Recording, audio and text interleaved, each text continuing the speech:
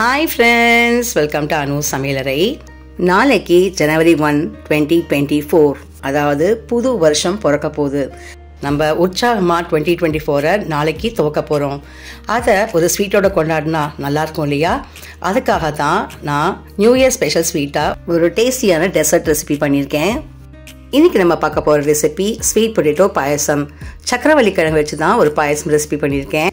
சக்கரவள்ளி கிழங்குல நிறைய fibre and anti oxidants இருக்கிறதுனால இது ரொம்பவே ஹெல்த்தியான டெசர்ட். அது மட்டும் இல்லாமல் இது சாப்பிட்றதுனால கேன்சர் வராமல் தடுக்கும், அதே சமயத்தில் டைஜஷனுக்கும் நல்லது. இந்த சக்கரவள்ளி கிழங்கு பாயசத்துக்கு நான் 2 மீடியம் சைஸ் சக்கரவள்ளி கிழங்கு எடுத்திருக்கேன். இதை முதல்ல நல்லா அலம்பிட்டு நம்ம வேக வைக்க போகிறோம். நான் காமிச்ச மாதிரி சின்னதாக கட் பண்ணிவிட்டு நான் ஸ்டீமரில் வேக வச்சுருக்கேன்.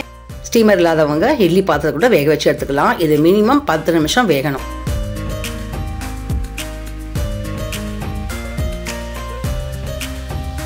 இப்போ ஸ்வீட் பொட்டேட்டோ நல்லா குக் ஆயிருக்கு பாருங்க. இது நல்லா ஆறணும். இது ஆறுறதுக்குள்ள நம்ம பக்கத்தில் ஒரு 1/2 லிட்டர் பால் நல்லா காய்ச்சி எடுத்து வச்சுக்கலாம். காய்ச்சும் போது நம்ம ஒரு பிஞ்ச் ஆஃப் குங்குமப்பூ ஆட் பண்ணி அது ஒரு 5 மினிட்ஸ் கொதிக்க வச்சு சுவிட்ச் ஆஃப் பண்ணி வச்சுக்கலாம். குங்குமப்பூ சேர்த்து பால் காய்ச்சி வச்சுக்கிறதுனால நல்ல ஃப்ளேவரும் நல்ல கலரும் கிடைக்கும். இப்போ நம்மளுக்கு சக்கரவள்ளி கிழங்கு நல்லா ஆறியாச்சு. தோலை உரிச்சிட்டு நான் காமிச்ச மாதிரி துருவி எடுத்துக்கங்க.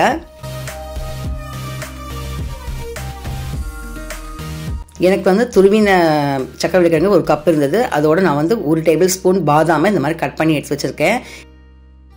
இப்போ சக்கரவள்ளி கிழங்கு பாயசம் பண்ண போயிடலாமா? ஒரு வானிலையை சூடுபடுத்திட்டு அதில் 1 டீஸ்பூன் நெய் விட்டுக்கலாம். நெய் கொஞ்சம் சூடானதுக்கப்புறம் நம்ம துருவி எடுத்து வச்சிருக்கிற சக்கரவள்ளி கிழங்கை போட்டு 3 நிமிஷத்துக்கு லைட்டாக வதக்கிக்கலாம். இது ஆக்சுவலி நல்லா குக் ஆயாச்சு. இருந்தாலும் நம்ம லைட்டாக வதக்கும் போது நெய் வாசனையாக ரொம்ப நல்லா இருக்கும். இந்த நேரத்தில் நம்ம காய்ச்சி எடுத்து வச்சிருக்கோம் இல்லையா குங்குமப்பூ பால், அதை சேர்த்துடலாம். இது ஒரு 5 நிமிஷத்துக்கு நல்லா கொதி வரணும். அப்போ தான் உங்களுக்கு பாயசம் திக்காக கிடைக்கும்.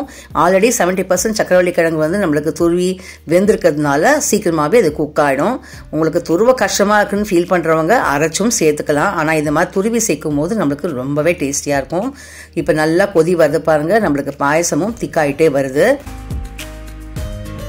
இப்போ பாயசம் நல்லா திக்காயிடுச்சு. இந்த நேரத்தில் நான் 1/4 கப்பு சர்க்கரை சேர்த்துருக்கேன். எனக்கு 1/4 கப்பு போதுமானது. நல்ல சுகர் வேணுங்கிறவங்க 1/2 கப் கூட சேர்த்துக்கலாம். ஏன்னா ஸ்வீட் பொட்டேட்டோ ஆல்ரெடி ஸ்வீட் இருக்கும். அதனால நான் 1/4 கப் மட்டும் சேர்த்துருக்கேன்.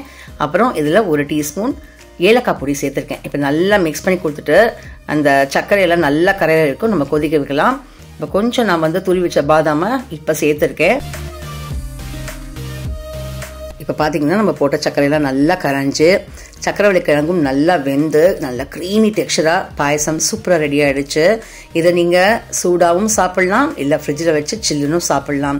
இப்போ நம்மளுக்கு ஹெல்தி அண்ட் டேஸ்டியான சக்கரவள்ளி கிழங்கு பாயசம் ரெடி ஆகிடுச்சு. நான் கொஞ்சம் கார்னிஷிங்க்கு மேலே பாதாமும் போட்டிருக்கேன். இந்த சக்கரவள்ளி கிழங்கு பாயசத்தில் நம்ம குங்குமப்பூ பால்லாம் சேர்த்து பண்ணியிருக்கிறதுனால ரொம்ப ரிச்சான டேஸ்ட்டில் அற்புதமாக இருக்கும் இந்த பாயசம். வரப்போகிற நியூ இயருக்கு கண்டிப்பாக எல்லோரும் ட்ரை பண்ணி பாருங்கள். இந்த மாதிரி ஸ்வீட் ரெசிபீஸ் என்னோட பிளேலிஸ்ட்டில் நிறையா இருக்குது, போய் செக் பண்ணி பாருங்கள்.